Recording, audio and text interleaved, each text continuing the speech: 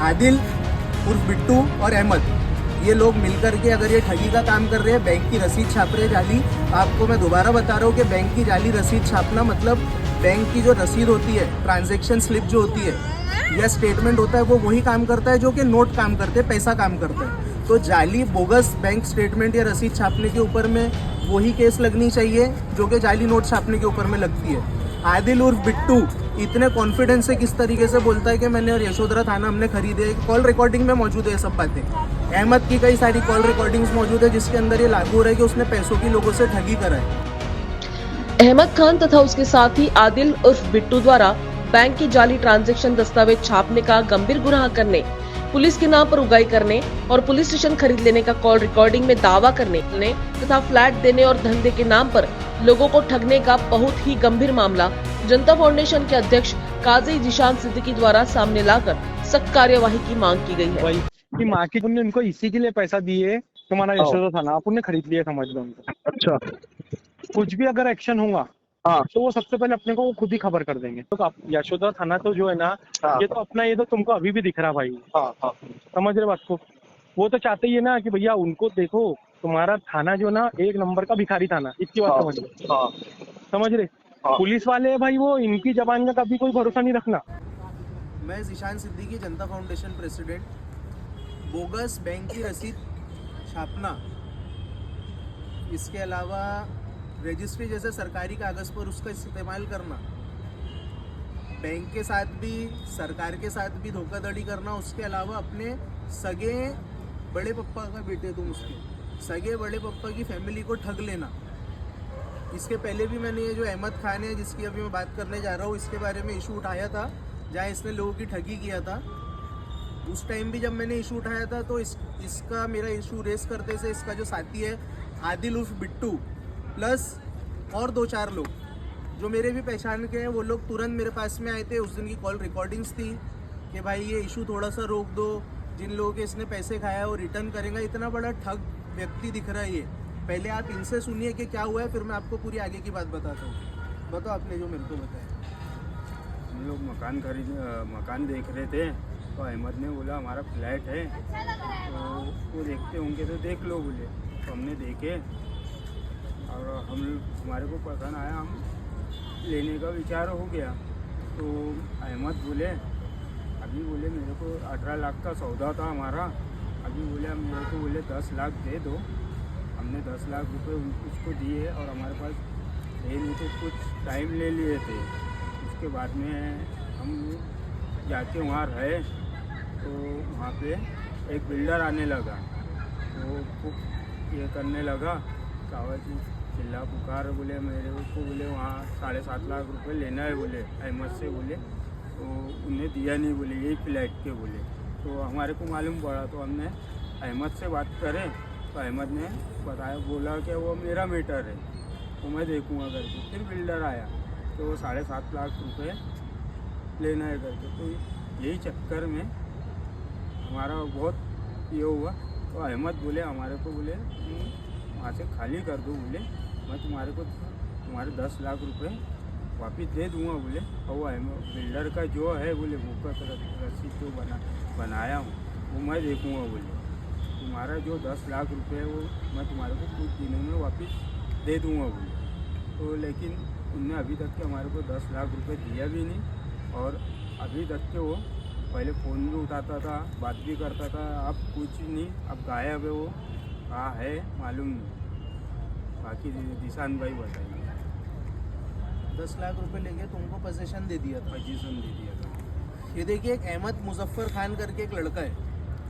अभी आप गौर से सुनिए कि कितना बड़ा सरकार के साथ में या देश के साथ भी, या बोल सकते व्यवस्था के साथ कितना बड़ा ये लोग खिलवाड़ कर रहे हैं। ये मेरे साथ में जो खड़े हैं ये अहमद के सगे बड़े पप्पा का बेटा है, मेरे चचा का ही बेटा है। सगे अहमद इसके सगे चाचा का बेटा है।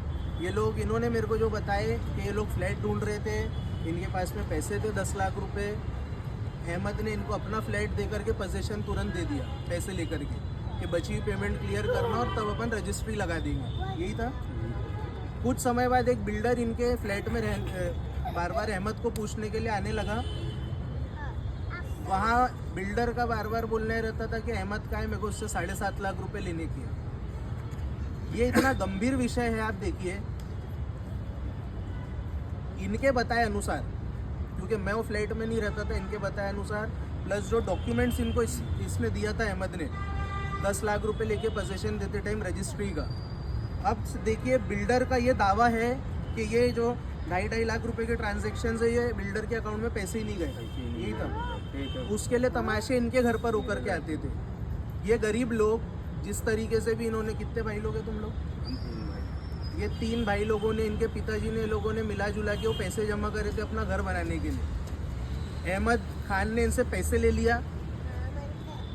ये तो ठीक है, इनके साथ में ठगी करा, उसकी शिकायत भी की गई है, लेकिन ये इतना बड़ा विषय है। मैं खासकर हमारे महाराष्ट्र के माननीय गृह मंत्री देवेंद्र फडणवीस साहब से भी इसकी गुहार लगाऊंगा कि जो व्यक्ति, देखिए इसने बाकायदा बैंक की ट्रांजैक्शन की जाली स्लिप लगाया। बैंक ट्रांजैक्शन की जो स्लिप होती है, रसीद होती है, स्टेटमेंट की कॉपी बोलो, वो डुप्लीकेट अगर है, बैंक रसीद जाहिर सी बात है वही काम करती है, ट्रांजैक्शन स्लिप जो कि नोट काम करता है, पैसे काम करते हैं। तो जाली बैंक रसीद बनाने वाले पर भी वही गुना दर्ज होना चाहिए जो जाली नोट छापने वाले पर गुना दर्ज होता है। अब मैं आपको एक बात और बता दूं, अहमद और इसका सगा खाला का बेटा आदिल उर्फ बिट्टू, ये नाम है उसका, शतरंजीपुरा निवासी केटीबी ट्रांसपोर्ट नाम से कोई गैरेज चलाता है। इसका इन्वॉल्वमेंट देखिए, ये जो लोन हुआ है अहमद ने जो लिया, जिसमें 7.5 लाख रुपए की इसने बोगस बैंक की ट्रांजैक्शन रसीद बना करके लगाया है, वो लोन पास करवाने के लिए अहमद ने अपना जो व्यवसाय शो करा है वो आदिल उर्फ बिट्टू का गैरेज शो किया है। बाकायदा लोन के पेपर्स लगे हुए जो तुम्हारे को दिया था अहमद ने, बाकायदा उसमें लोन के व्यवसाय जो शो करते हैं, जो फोटोज़ वहाँ पर आदिल उर्फ बिट्टू का गैरेज शो कर रहा है, वो ये मेरा व्यवसाय है। वो बिट्टू के गैरेज, आदिल के गैरेज के काउंटर पे बैठा हुआ दिख रहा है। एक फ़ोटो में बाकायदा अहमद खड़ा हुआ है, केटीबी ट्रांसपोर्ट लिखा है, और बाजू में अलग से स्टिकर चिपका हुआ दिख रहा है अहमद खान के नाम से। इसके पहले भी जो मैंने इशू रेस किया था अहमद द्वारा लोगों को ठगे जाने का, उस दिन भी सबसे पहले आदिल ही अहमद की वकालत करने मेरे पास में आया था। तो ये इतना कितना इनका गहरा संबंध है। एक दूसरे पीड़ित का अभी जो कॉल रिकॉर्डिंग में आपको शो कर रहा हूँ, जो आपने सुना है वीडियो के अंदर में, एक दूसरे पीड़ित को दूसरे एक मसले में आदिल उर्फ बिट्टू, देखिए कितना बड़ा कलाकार है, पुलिस वालों के बारे में ये बोल रहा है, उनकी मतलब गाली बक के बोल रहा है कि वो यशोधरा थाने को अपन ने खरीदे 3 लाख रुपए दे करके, कुछ भी करने के पहले पुलिस वाला अपने को बताएगा।